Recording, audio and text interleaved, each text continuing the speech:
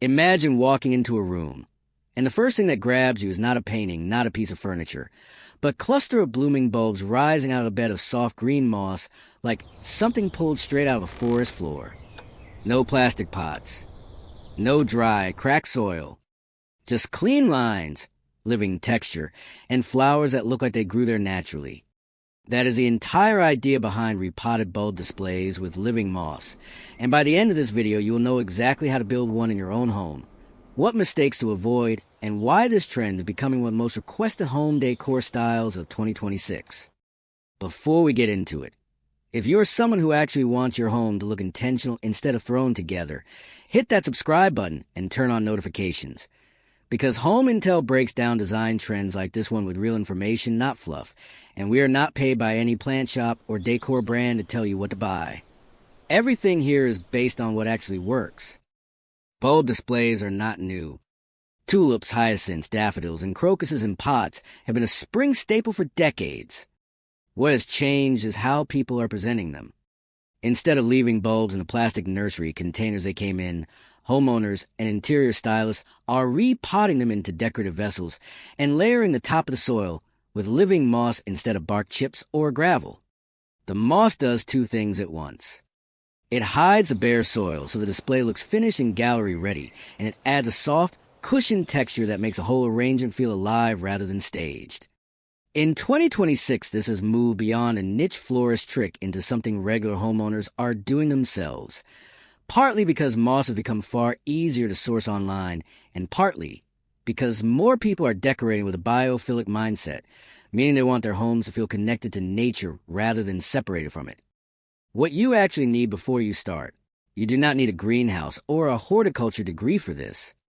Here is the real supply list. First, pre-chilled or ready-to-bloom bulbs, which most garden centers sell already prepped, so you skip the cold stratification process. Tulips, daffodils, hyacinth, muscari, and paperwhites all work well for indoor display, and if you want the easiest possible starting point, go with paperwhites, since they are the one bulb on this list that does not need any cold chilling period to bloom, making them a beginner-friendly choice. Second, a container with drainage, or if your decorative pot has no drainage hole, a plastic liner pot that sits inside it so excess water does not rot the bulbs. Third, a well-draining potting mix, not garden soil, because garden soil compacts and holds too much moisture against the bulbs, especially once a damp layer of moss is sitting on top. Fourth, living sheet moss or cushion moss, which you can find at craft stores, garden centers, or online moss suppliers. Make sure it says living or preserved fresh, not the dyed craft moss that is dead and will not hold color or texture the same way. Fifth, a small spray bottle for misting, filled with distilled water or rainwater rather than straight tap water, which matters more than people realize, and we will get into exactly why in a moment. Step-by-step planning process. Start by placing a layer of potting mix at the bottom of your container. Enough so that when you set the bulbs on top, their tips will sit about 2 inches below the rim of the pot.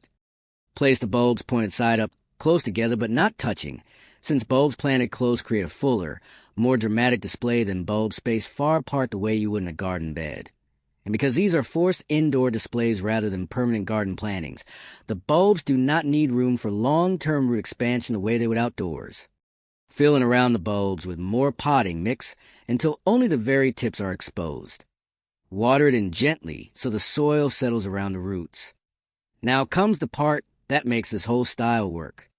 Take your living moss and lay it directly over the exposed soil surface, tucking it gently around the emerging bulb tips like a green blanket. Press it down lightly so it makes contact with the soil, which helps it establish and stay hydrated. The moss will look a little rough on day one, but within a week or two it settles in and looks like it has always been there. Where to place it in your home? Placement matters more than most people expect. Bulbs need bright, indirect light to bloom well, and stay upright instead of leaning and flopping toward a window. A spot near an east or north-facing window works beautifully, giving strong morning light without the harsh afternoon heat that can shorten bloom life. Avoid direct blasting sun through south or west-facing glass, especially in the afternoon, because direct sun through glass essentially bakes the bulbs and dries out the moss far faster than you would expect.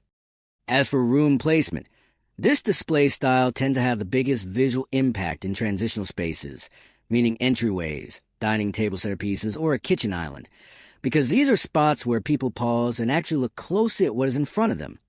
The moss care mistake almost everyone makes. Here is something most bulb display tutorials never explain clearly. Moss and bulbs do not want to be watered the same way. Bulbs prefer the soil to dry out slightly between waterings, so the roots do not rot. Moss, on the other hand, wants consistent light moisture on its surface to stay green and plush. If you water the whole pot heavily every time the moss looks a little dry, you will overwater the bulbs and risk bulb rot, which shows up as mushy, foul-smelling bulbs and yellowing stems. The fix is simple.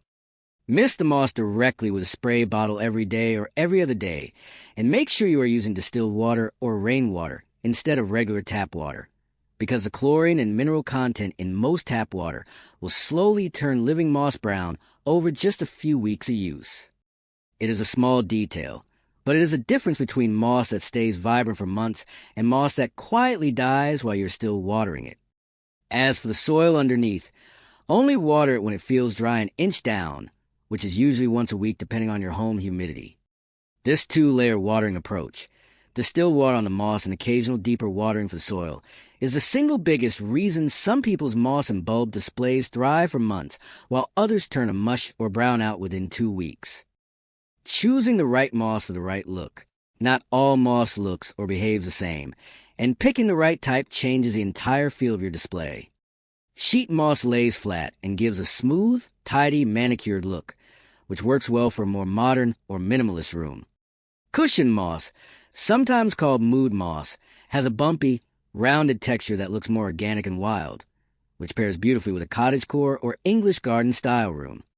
Reindeer moss is actually a lichen rather than a true moss, and it typically comes preserved and dyed to hold its color, which means it is technically no longer a living organism and will not respond to mist in the way sheet or cushion moss does. What that means for you is zero daily maintenance and long-lasting color, making it the low-effort alternative if you want to look without the ongoing care commitment. Container and styling choices that elevate the look.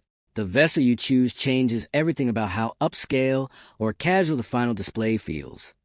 A raw concrete planter or unglazed terracotta gives an earthy, grounded look that pairs well with the moss texture.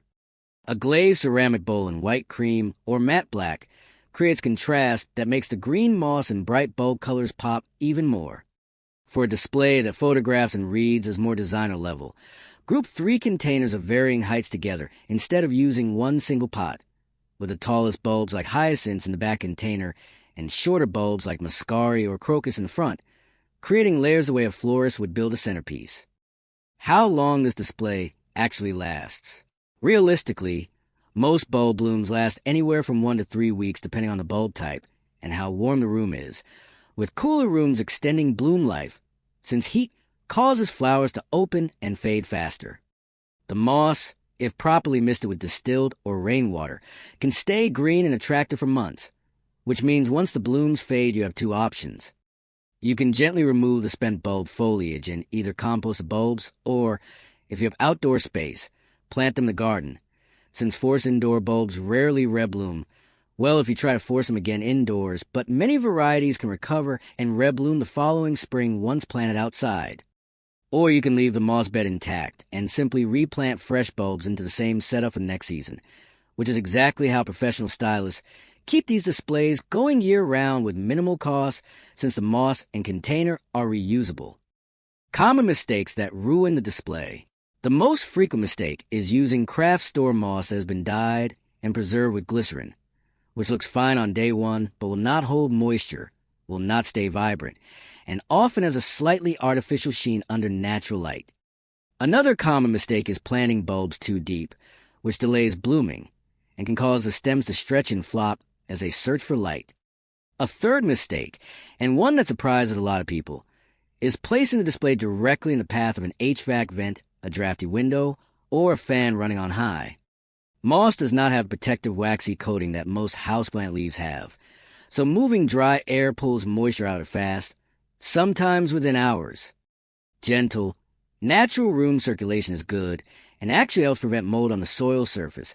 But a direct blast of heated, cooled, or fast-moving air will undo all your misting effort.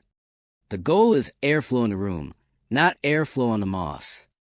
What makes this trend worth your time in 2026 is that it solves a problem a lot of home decor has, which is that so much of what we buy to decorate looks good for a photo, but has no real presence in a room day to day. A repotted bulb display with living moss changes color, grows, and shifts in appearance week to week, which means it keeps catching your eye instead of fading into the background like a static vase of fake flowers. It costs very little compared to fresh cut flower deliveries.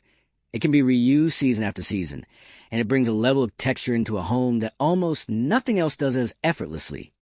That is everything you need to build your own repotted bulb display with living moss, from picking the right bulbs and moss type to avoiding the watering and airflow mistakes that kill most of these setups early. If this helped you see your space differently, give this video a like, drop a comment with a room you are planning to try this in, and subscribe to Home Intel for more home decor breakdowns that actually tell you what works instead of just what looks good in a thumbnail. See you in the next one.